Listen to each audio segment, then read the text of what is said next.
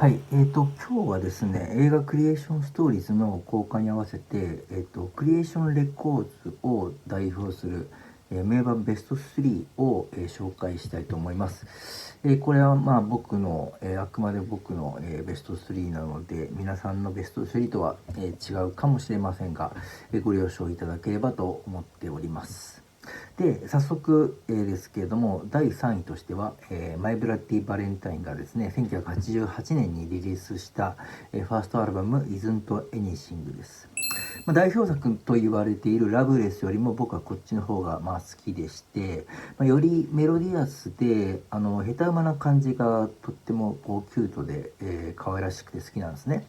ラブレスはですね、ノイズ感あふれる、いわゆる、シュゲーザーなんですけれども、この頃はそのサイケ風味のギターポップ的な要素が、かなりあってですね、それとこうシュゲーザー的な不協和音が、重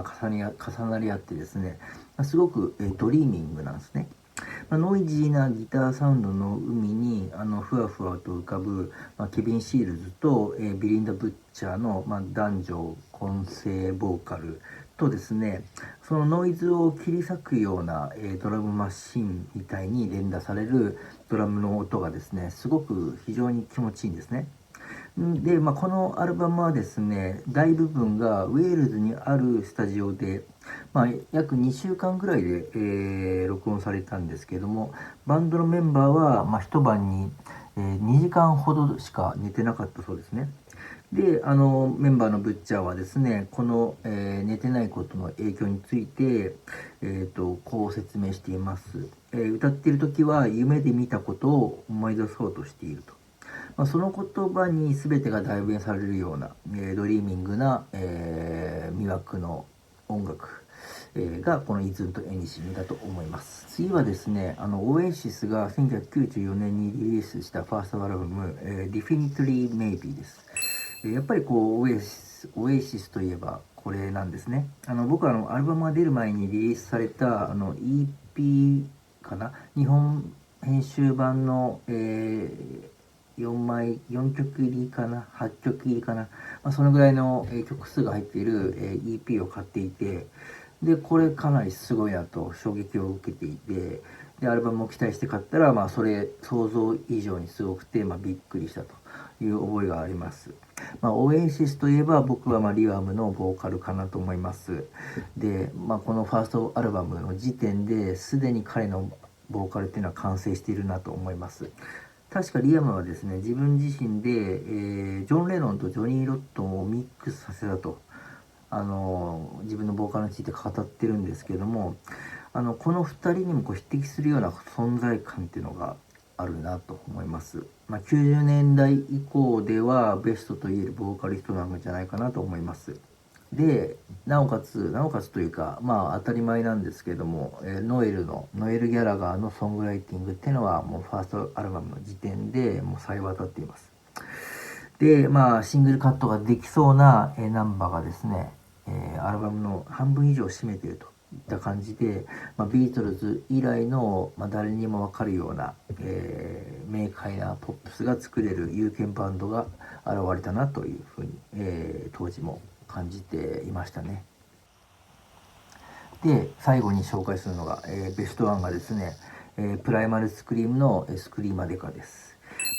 プライマルではですね、僕はフトニックフラワーグルーブ、ファーストアルバムなんですけども、の方が、正直好きなんですけれども、あれはクリエーションレコーズではなくて、エレベーションっていうレーベルからリリースした作品なので、スクリーマデカを、選びましたという感じです。このアルバムはロックンロールとハウスミュージックの融合でして、この2つを高い次元でこうミックスさせることでですね、このダンスフロアの熱狂をもう全世界へと伝えることがに成功したわけなんですね。で、プロデューサーにはですね、ローリング・ストーンズとの、仕事で知られるジミー・ミラーとですね、ハウス畑ではアンドリー・ウェザーウォールと、ジ・オーブと、その第一線、それぞれの第一線のプロデューサーをね、迎えてですね、一つに、融合しているわけですね。このバランス感覚っていうのがプライマルスクリームの魅力でして、で、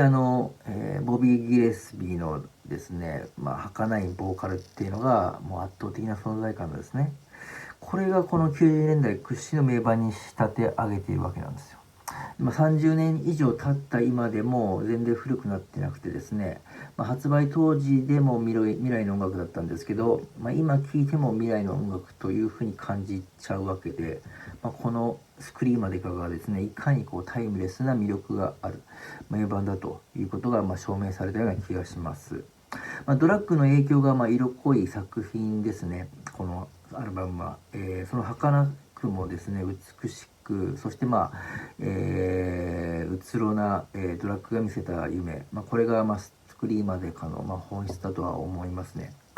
で日本ではドラッグが禁止されているので、もちろん僕はドラッグを使用したことはないんですけれども、スクリーンまでがを聞いてると、こう尋常じゃない高揚感をこう湧く感じがしてですね、いわばこう合法的なドラッグとして、このアルバムっていう、味わいがあるのかなと思います。この感覚っていうのはこう日常では味わえないこうやばい美しさっていうわけですね。自然の美しさとはもう全くの別ベクトルの、幻の美しさという感じですか。それがこうスクリーマーでかの魅力なんじゃないかなと思います。はい、以上で、クリエーションレコーズのベスト3を紹介しました。で、クリエーションストーリーズっていう映画はまだまだ公開中なので、気になった方はぜひぜひ、お近くの映画館に見に行ってみてはいかがでしょうかという感じです。以上です。ありがとうございました。